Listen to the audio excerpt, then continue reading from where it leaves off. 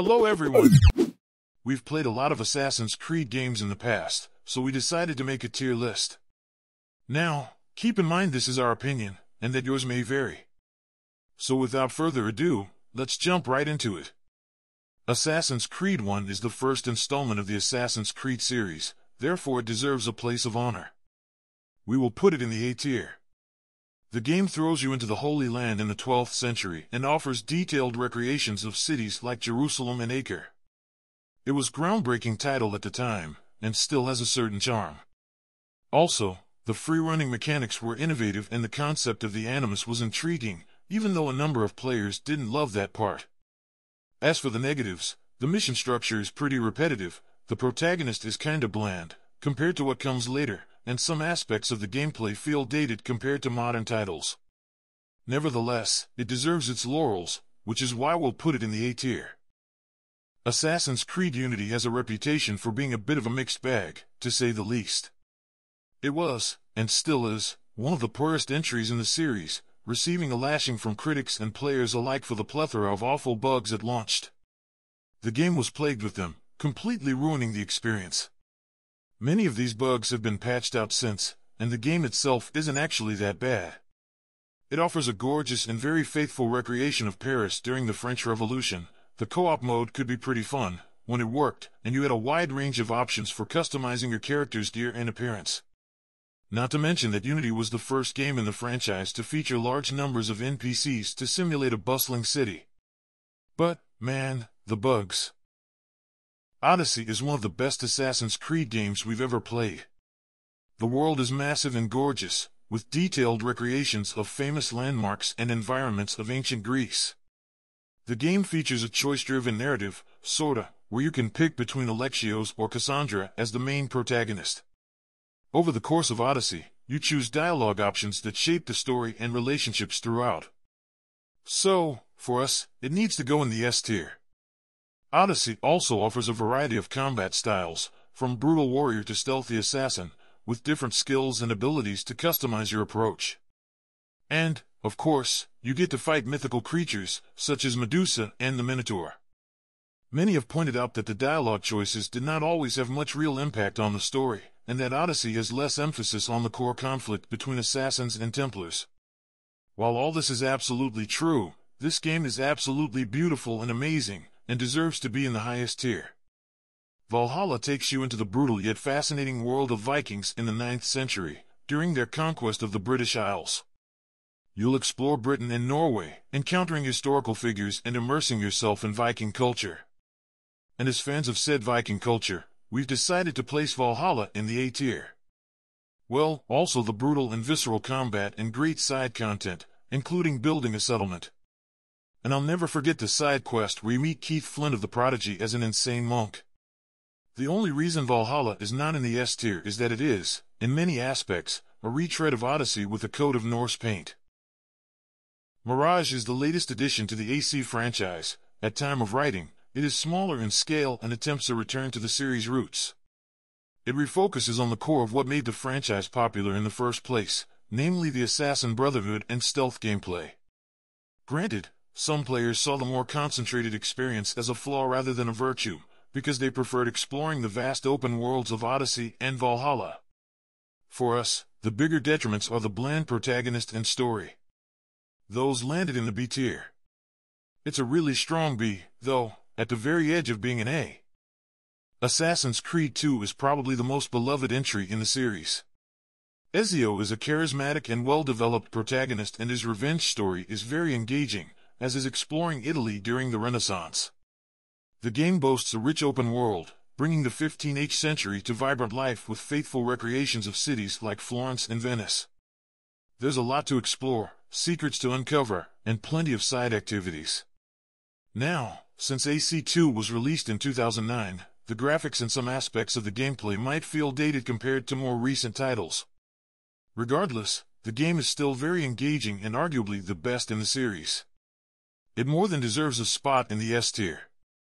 In Assassin's Creed Brotherhood, you get to play as the charismatic Ezio once again, this time rebuilding the Assassin Brotherhood in Rome. It expands the open world, there's a lot of Rome to explore, and offers more mission variety. Even so, Brotherhood does get repetitive after a while. There is also the strong focus on the Brotherhood system, which pulls focus away from the main story. That can be a problem for some players who prefer a more streamlined experience. On the whole, it's just Assassin's Creed 2.5, which lands it in the B tier. Now, Revelations. Compared to AC2 and Brotherhood, the main story is shorter, with fewer missions. It is also the final chapter of Ezio Auditore's story, offering closure and some emotional moments. The ending, however, did not resonate with everyone, leaving some players wanting more closure, us included. The conclusion to Ezio's story is okay overall, and the game does offer a new setting, some interesting gameplay additions, for the time, and good moments. However, the shorter campaign, repetitive missions, and slightly dated mechanics might be drawbacks for some players. That's why we're placing Revelations to C tier. AC3 offers a unique historical setting, exciting naval combat, and a different protagonist. It takes us into the American Revolution, playing as Connor, a Native American assassin fighting for his people and his newfound brotherhood. Unfortunately, the pacing, Connor's character, and some technical aspects might not be for everyone, because the game launched in 2012. However, if you're looking for a fresh take on the series with new mechanics and a vast world to explore, it's worth checking out. On the other hand, if a tight, focused narrative and a universally beloved protagonist are your priorities, you might want to try a different Assassin's Creed title. While it might be an A for some people, on our tier list, it belongs in the B category. Assassin's Creed Black Flag is a fantastic choice for players who enjoy open-world exploration, thrilling naval combat, and the rough pirate life. It has prefixed the ship fights from AC3, allowing you to command your own vessel, engage in epic battles, and explore the vast open seas. You play as Edward Kenway, who may not be a traditional assassin, but his journey and supporting cast are quite engaging. There is also a lot of side content including hunting sharks, diving for shipwrecks, completing assassin contracts and more. The story focuses more on Edward's personal journey and pirate activities, with the core assassin versus Templar conflict taking a back seat.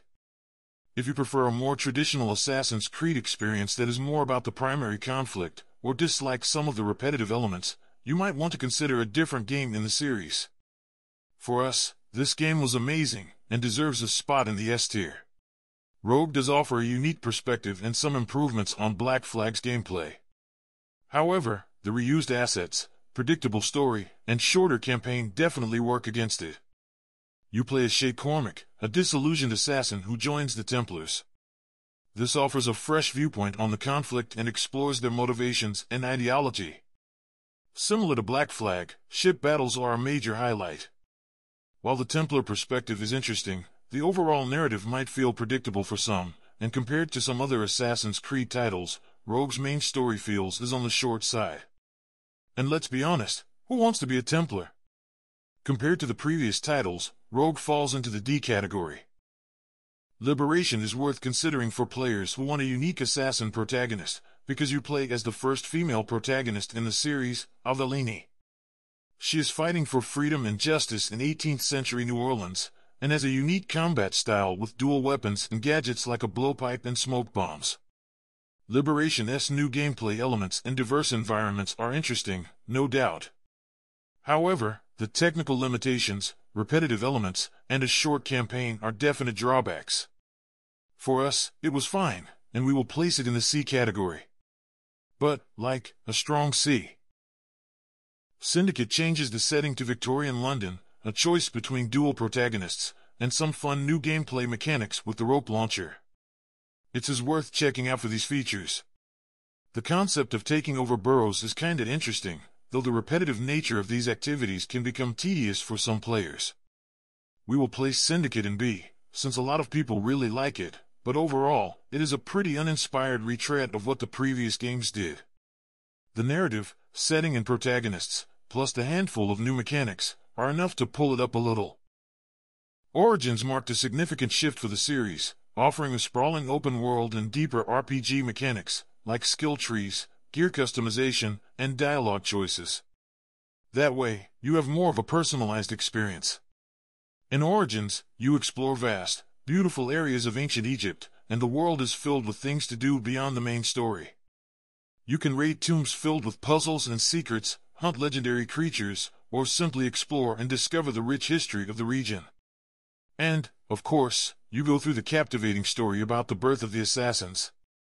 However, the lengthy playtime, some repetitive elements, and potential gear grind might be drawbacks for some. Nevertheless, this game deserves to be in the S category. You can check out some of AC Origin's videos on our channel. AC Bloodlines was released alongside Assassin's Creed 2 and Discovery. It has its strengths and weaknesses compared to the other games. Bloodlines on PSP continues Altair's story following the events of the original game, but compared to the big narratives of other Assassin's Creed titles, Bloodlines' plot is considered weaker by some players, and we will place it in C category. So, that's about it. There are also many DLCs that we didn't include on the list. We can also expect some future game releases, such as the long-awaited Assassin's Creed Infinity, which may or may not launch this year. If you liked this video, please give it a thumbs up and subscribe. Thanks for watching. Peace out.